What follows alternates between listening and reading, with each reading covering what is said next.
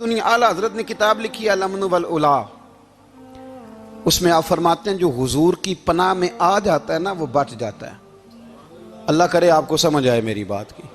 جو حضور کی پناہ میں آ جاتا ہے وہ جو دنیا دار رہتا ہے، مالدار رہتا ہے، حضور کی پناہ میں نہیں آتا وہ بے سکون رہتا ہے۔ فرماتے ہیں یہاں دنیا میں بھی حضور کی پناہ میں آ جاؤ، آج لے ان کی پناہ۔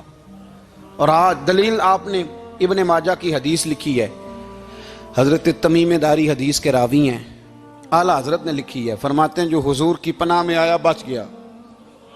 دلیل دیتے ہیں، فرمایا انسان جانور بھی آتے تھے تو بچ جاتے تھے۔ حضرت تمیم داری رضی اللہ تعالیٰ عنہ فرماتے ہیں کہ ہم کھڑے تھے، ایک اونٹ دوڑتا ہوا آیا، نبی کریم صلی اللہ علیہ وسلم کے پہلے اس نے قدموں پہ سجدے کیے۔ صحابہ کہنے لگے حضور ہمیں بھی اجازت دیں، فرمایا وہ تو بے زبان ہے، اسے تو پتہ کوئی نہیں، پیش نظر ہے وہ نو بہار، سجدے کو دل ہے بے قرار، روکیے سر کو روکیے یہی تو امتحان ہے۔ فرمایا اسے کیا پتا، تم تو مکلف ہو شریعت کے، تمہیں اجازت نہیں ہے۔ اور اعلیٰ حضرت نے 2 ٹوک لکھا ہے، فرمایا سوائے خدا کے کسی کو تعظیمی سجدہ بھی حرام ہے۔ یہ نوٹ کر لیں میری بات۔ اور اعلیٰ حضرت نے فتاوی رضویہ میں لکھا ہے کسی قبر پہ جاؤ تو 4 ہاتھ دور کھڑے رہو۔ اللہ کرے آپ کو سمجھ آئے، کتنے ہاتھ؟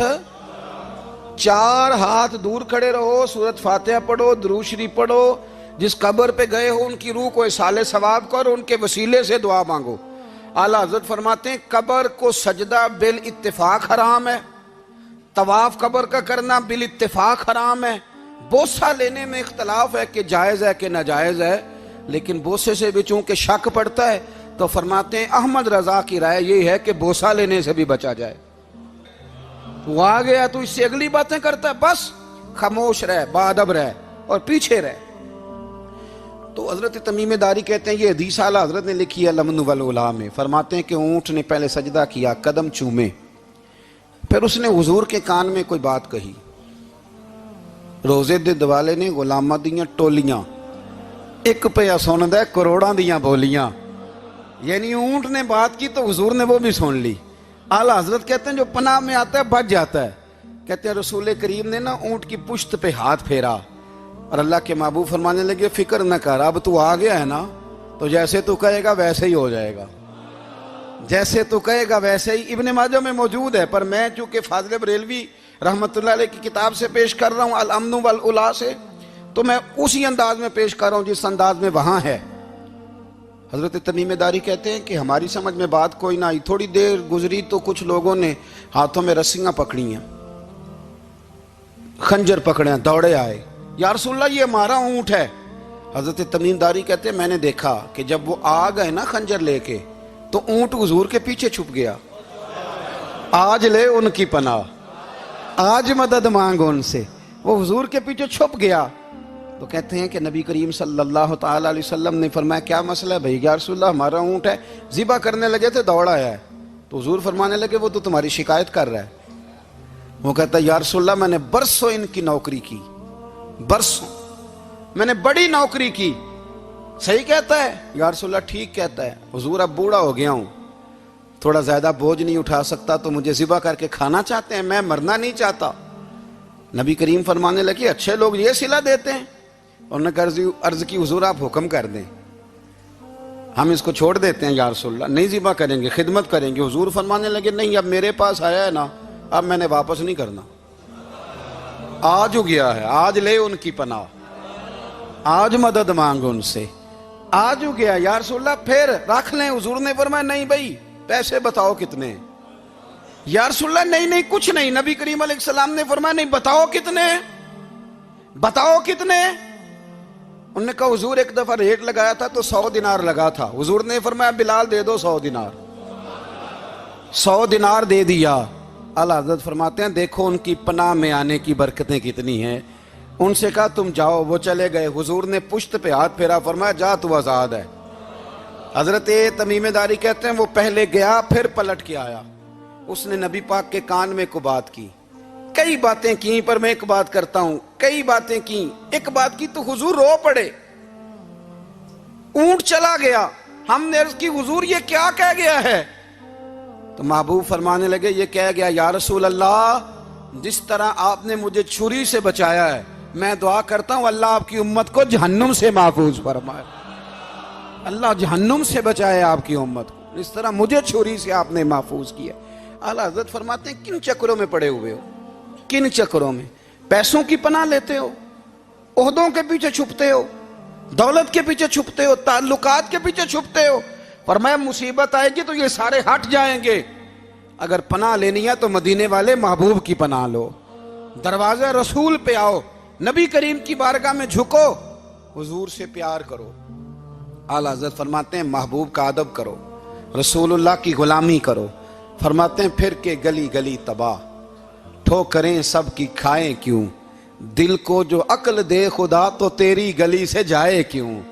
اور فرمانے لگے جان ہے عشق مصطفیٰ، روز فزوں کرے خدا، جس کو ہو درد کا مزہ وہ ناز دوا اٹھائے کیوں، جس کو ہو درد کا مزہ وہ ناز دوا اٹھائے کیوں۔ انہوں نے محبوب کریم کی محبت کا پیغام دیا، صحابہ کی محبت کا، بولیے، صحابہ کی محبت کا پوری کتاب لکھی حضرت صدیق اکبر جناب عمر کے فضائل پر۔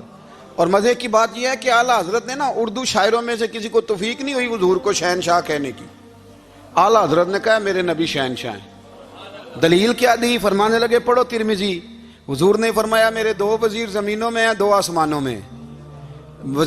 زمین کے 2 وزیروں کے نام ابو بکر اور عمر ہیں، آسمان کے 2 وزیر ہیں جبریل اور میکائیل۔ تو اعلیٰ حضرت کہنے لگے حضور وزیر تو کسی شہنشاہ کے ہی ہوتے ہیں، پھر کہہ لو نا شہنشاہ۔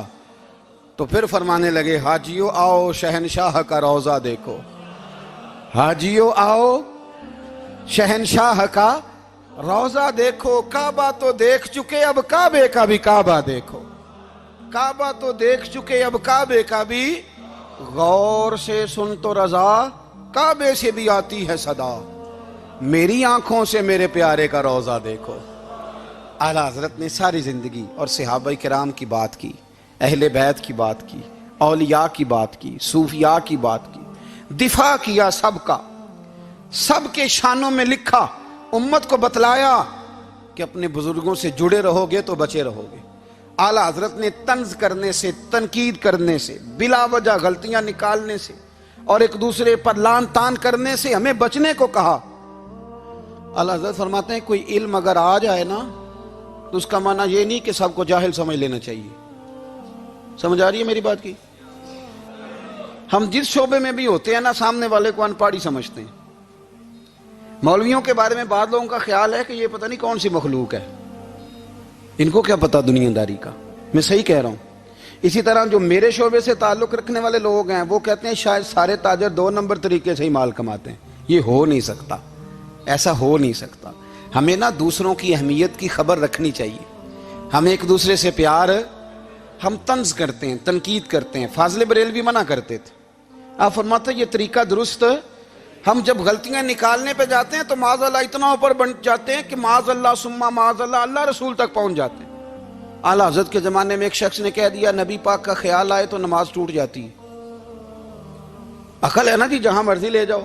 وہ کہنے لگا جی میں نے خالص اللہ کے لیے پڑھنی ہے نا فلسفہ عجیب، نبی پاک کا خیال آئے تو نماز۔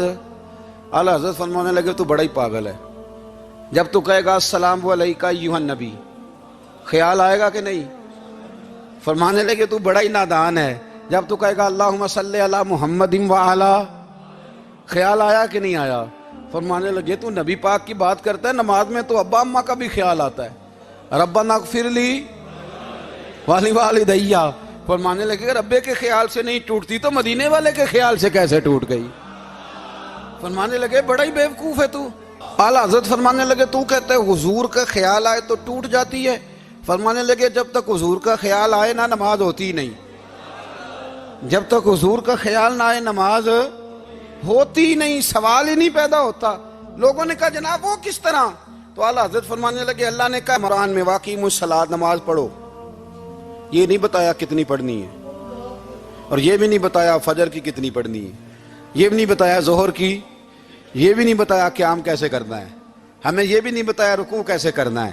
ہمیں پتہ کیسے پتہ چلا؟ جب صحابہ نے کہا نا رب کہتا ہے نماز پڑھیں تو کیسے پڑھیں، تو حضور فرمانے لگے سلو کما رأیتمونی اصلی، نماز اس طرح پڑھو کرو جس طرح مجھے پڑھتے ہوئے دیکھتے ہو. تو کہا یہ تو کیسی عجیب بات کر رہا ہے کہ نبی کریم صلی اللہ علیہ وسلم کا خیال آئے. اور پھر بڑی مزیدار بات, ایک شخص نے اعلیٰ حضرت سے آ کے نا, اس زمانے میں نا ایک آریہ مذہب ہوتا تھا, اب اللہ کا شکر ہے وہ کوئی نہیں, اب ویسے جو بڑے نئے نئے مذہب نکل آئے ہیں, جو آدمی جتنا پڑھ جاتا ہے معاذ اللہ وہ ایک نئی بات ہی شروع کر دیتا ہے, اور جو انوکھی بات کرے اس کے پیچھے رش بھی زیادہ ہو جاتا ہے. سٹائل ذرا ہٹ کے ہو نا جی تو ذرا ماحول جلدی بن جاتا ہے. تو وہ آریہ مذہب تھا, تو وہ ایک آریہ آ گیا اعلیٰ حضرت کے پاس, آ کے کہنے لگا کہ فرض کی اہمیت زیادہ ہے کہ سنت کی؟ تو اعلیٰ حضرت فرمانے لگے بھئی اہمیت تو فرض کی زیادہ ہے. تو کہنے لگے آپ کا وضو تو پھر سنت سے شروع ہوتا ہے. وضو میں پہلا فرض ہے منہ دھونا, اور آپ سب سے پہلے ہاتھ دھوتے ہیں, یہ بھی سنت. ناک میں پانی ڈالنا یہ بھی, کلی کرنا یہ بھی. میری بات کی سمجھ آ رہی ہے؟ اس نے کہا یہ آپ عجیب لوگ ہیں, فرض اگر بڑا ہے تو پہلے فرض ہونا چاہیے تھا. سمجھ آ رہی ہے میری بات کی؟ لوگ دین پر بڑے بڑے مختلف اعتراضات کرتے ہیں نا, اس نے کہا جی پہلے ہونا چاہیے تھا فرض. تو منہ دھونا فرض ہے, آپ نے گھٹنوں تک ہاتھ دھوئے, اب یہ جو آپ نے ہاتھ دھو یہ بھی سنت, کلی کری تو وہ بھی سنت, ناک میں پانی ڈالا تو وہ بھی سنت, تو آپ تو چوتھے نمبر پہ فرض ادا کر رہے. تو اعلیٰ حضرت فرمانے لگے تم اصل میں محبوب کا غلام نہیں نا, ہاں تجھے کیا پتا ہو یہ بات کیا ہے, تو بیٹھ جا ہم سے سن, ہم تجھے بتاتے ہیں. اس نے کہا جی کیا مطلب؟ فرمانے لگے یہ محبوب جو ہے نا ہمارے, یہ ہمیں بڑی جگہوں سے بچاتے ہیں, یہ بچا بچا کے فرائض تک لے جاتے ہیں. کیا مطلب؟ کہنے لگے حضور نے ہمیں کہا ہے کہ پہلے نا ہاتھ دھو لو, پتہ چل جائے پانی زیادہ گرم تو نہیں, منہ جالی نہ جائے, پہلے نا دیکھ لو. فرمایا پھر ناک میں ڈال کے پتہ کرا لو کہ اس میں سے بدبو تو نہیں آتی, سنت بھی ادا ہو گئی, پتہ بھی چل گیا بو تو نہیں آ رہی. اور فرمایا پھر منہ میں ڈال کے چکھ لو کہ بد ذائقہ تو نہیں. اب یہ 3 سنتیں ادا کر کے تم فرض ادا کرو گے تو اللہ بھی راضی ہوگا, اللہ کے رسول بھی راضی ہوں گے. اور اگر آپ نے ابھی تک ہمارا چینل سبسکرائب نہیں کیا تو فوراً سبسکرائب کیجئے, ساتھ ہی بیل آئیکن پر کلک کریں تاکہ مزید آنے والی ویڈیو ہیں وہ آپ کو وقت پر ملتی رہیں. اللہ حافظ.